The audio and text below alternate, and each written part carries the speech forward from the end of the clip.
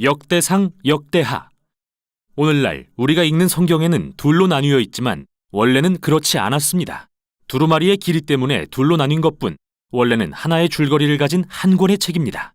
한글 성경에서 역대기는 사무엘과 열왕기 다음에 나오며 사실 대부분 이 두 책의 내용을 반복합니다. 그래서 많은 독자가 역대기에 이르면 잠깐 전에 다 읽은 거잖아 라며 건너뛰는데요. 참 안타깝습니다.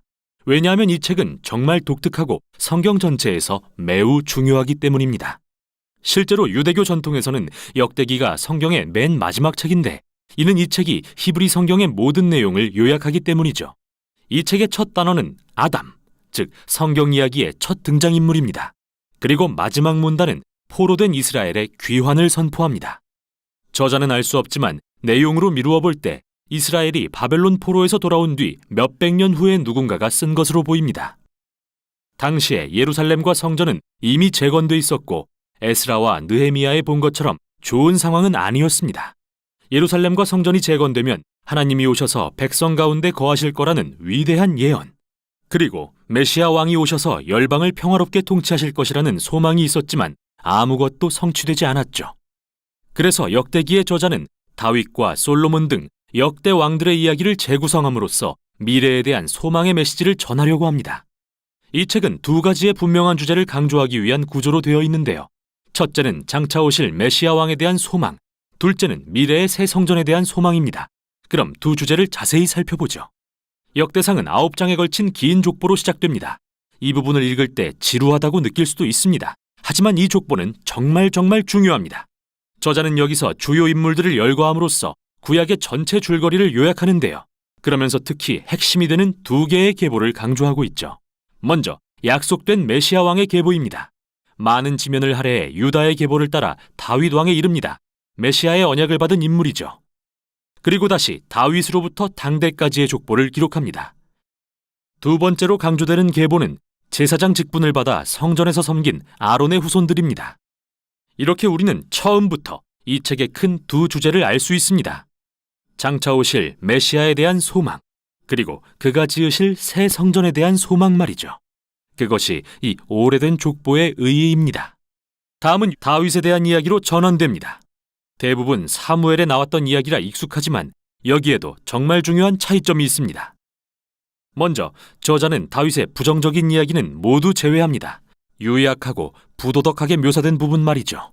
사울에게 핍박당해 광야에 숨었던 일, 밧세바를 간음하고 그녀의 남편을 살인한 일 등은 기록하지 않고 다윗을 선한 사람으로 그린 이야기만 남기죠. 또한 그는 사무엘에는 없는 새로운 내용을 추가하며 다윗을 더욱 긍정적으로 비춥니다. 다윗이 성전 건축을 준비하는 장면이 여러 장에 걸쳐 기록되어 있는데 그는 각종 자재와 기술자들을 모으고 레위인들과 찬양대를 준비시키죠. 나아가 이번엔 다윗을 모세와 같은 인물로 묘사하는데요.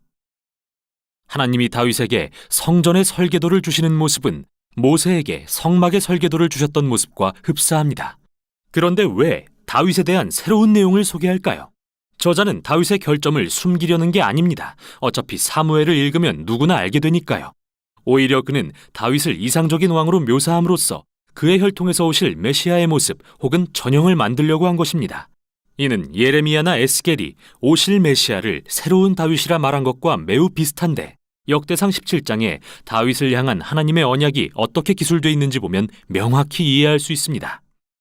이 이야기에 상응하는 사무엘하 7장과 비교해보면 역대기 저자가 강조하는 것은 다윗도 솔로몬도 그 외 어느 왕도 메시아가 아니었으며 앞으로 오실 메시아는 다윗과 같은 왕이 될 거라는 것입니다. 그래서 저자에게 과거 다윗 왕의 이야기들은 미래에 대한 소망을 지속시키는 힘이 되어줍니다.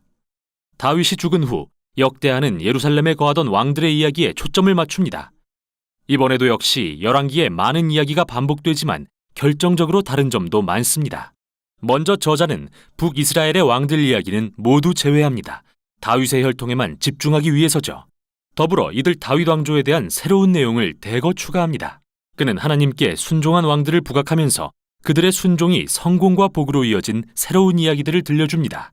또한 하나님께 불순종했던 왕들에 대해서도 알려줍니다. 그들은 율법을 따르지 않고 이스라엘이 우상을 숭배하도록 이끌었고 이는 결국 이스라엘이 포로로 잡혀가는 끔찍한 결과를 초래합니다. 그들이 자초한 일이죠. 이 부분은 모두 일련의 인물 연구로서 후대 이스라엘의 자손들이 그들의 역사를 통해 교훈을 얻게 하는 게 목적입니다. 하나님과 율법에 신실할 수 있도록 말이죠. 이 책은 결말 역시 정말 독특합니다.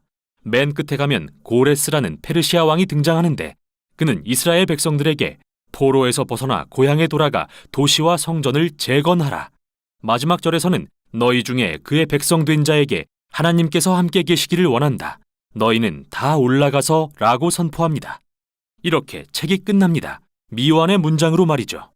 물론 저자는 첫 번째 포로 교환과 에스라, 느헤미야에 기록된 이야기들을 알고 있습니다.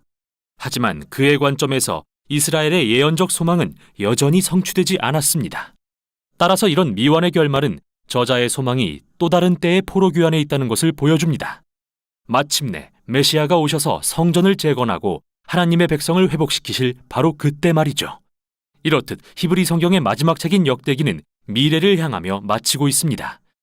이 책이 하나님의 백성에게 미래를 향하기 위해 과거를 돌아보라고 촉구하는 이유는 바로 과거가 미래의 소망의 근원이 되기 때문입니다. 이렇게 역대기는 결말을 찾아가는 이야기로서 구약의 대단원의 막을 내립니다. 이것이 역대기가 전하는 내용입니다.